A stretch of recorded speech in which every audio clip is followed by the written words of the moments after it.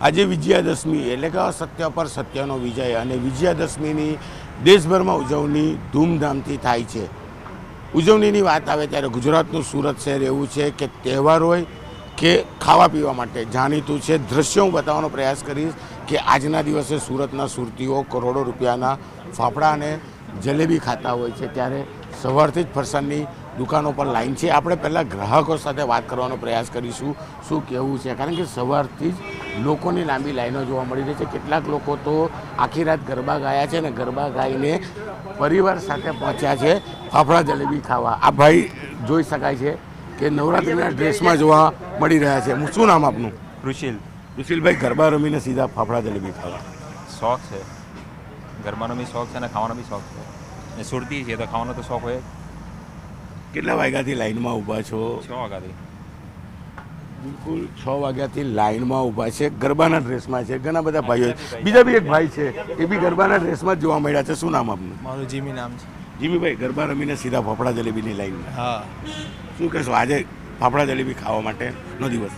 બસ અમે તો વર્ષોથી અહીંયા જ આવીએ છીએ. અમારું શેડ્યુલ રૂટીન જ છે કે ગરબા રમીને અહીંયા જ ફાફડા જલેબી ખાવા આવીએ છીએ ઘણા વર્ષોથી.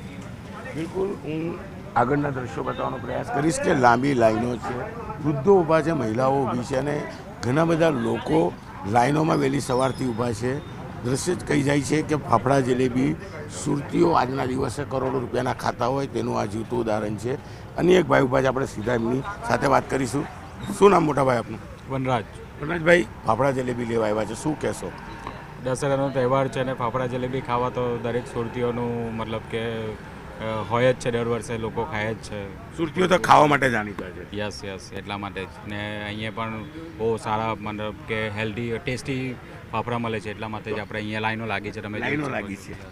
બિલકુલ લોકો વહેલી સવારથી લાઈનો લગાવી છે ફાફડા અને જલેબી ખાવા માટે, કારણ કે મેં કીધું એમ તહેવારોની ઉજવણી કરવા માટે સુરતીઓ જાણીતા છે અને ખાવા પીવા માટે પણ જ્યારે સુરતીઓ જાણીતા હોય છે ત્યારે વહેલી સવારથી આ એક નહીં પણ સુરતની કોઈ પણ દુકાને જાઓ આ પ્રકારનો નજારો જોવા મળશે. દુકાનની અંદરના દ્રશ્યો પણ બતાવવાનો પ્રયાસ કરીશ, માલિક સાથે વાત કરવાનો પ્રયાસ કરીશું શું કેવું છે, કારણ કે મહિલાઓ પણ વહેલી સવારથી ફાફડા જલેબી લેવા પહોંચ્યા છે. ચોક્કસપણે લોકોની જે લાઈન છે આપણે માલિક સાથે વાત કરીશું. અભિષેકભાઈ દુકાનના ઓનર છે, આપણે સીધા વાત કરીશું એમની સાથે. અભિષેકભાઈ, શું કહેશો? 500 રૂપિયા કિલો જલેબીને ફાફડા તો આટલી લઈ? હા, સુરતી લાલા છે. આપણે જીએસટી વધે ઘટે, મોંઘવારી વધે ઘટે, એ લોકો તહેવાર હોય ત્યારે તહેવાર પર ફાફડા જલેબી આરોગ્ય જ છે. અને આવી જૂની કહેવત છે કે જ્યારે રામ ભગવાનનો વિજય થયો હતો રાવણ જોડે, ત્યારે રામ ભગવાનને બેસન બહુ પ્રિય છે. તે વખતથી જલેબીનો એમને આરોપ કરેલો હતો અને ત્યારથી જલેબી ફાફડાનો આ બધા પ્રથા પડી ગઈ છે અને દર દશેરા પર જલેબી પ્રથા ખવાય છે. તૈયારી કેટલા દિવસથી? કેટલી તૈયારી? કારણ કે લાઈન વધતી જ જાય છે. કાલ રાતથી આપણે આખી રાત દુકાન ચાલુ હતી ને આપણે જે ગ્રાહકને ઓર્ડર હતા એના માટે પાર્સલ બાંધીને રાખેલા હતા અને આજે સવારથી વહેલી સવારથી લાઈન ચાલુ કન્ટિન્યુ છે. કાલે પણ આટલી જ લાઈન હતી. દ્રશ્ય બતાવવા માંગીશ કે પાર્સલો રાતથી તૈયાર હતા. કાલ મોડી સાંજથી જ આ દુકાન ઉપર આ પ્રકારની લાઈન જોવા મળે છે. આખી રાત દુકાન ચાલી હતી અને હજુ પણ આજે આખો દિવસ ચાલશે. કહી શકાય કે કરોડો રૂપિયાના ફાફડા જલેબી સુરતીઓ આરોપતા હોય છે. દશેરો હોય છે અને દશેરાના દિવસે ફાફડા જલેબી ના ખાધા તો દશેરાની ઉજવણી સુરતમાં અધૂરી હોય છે. એટલે કે સુરતીઓ તહેવારો ઉજવવામાં તો આગળ છે, સાથે સાથે ખાણીપીણીમાં પણ આગળ છે. સુરતના લોકોને ના તો જીએસટી, ના મોંઘવારી કે ના મંદી, કોઈ વસ્તુ નડતી નથી. કેટલાક લોકો તો આખી રાત ગરબા રમી અને સવારે 6 વાગ્યાથી ફાફડા જલેબી માટે લાઇનમાં ઊભેલા પણ જોવા મળ્યા છે.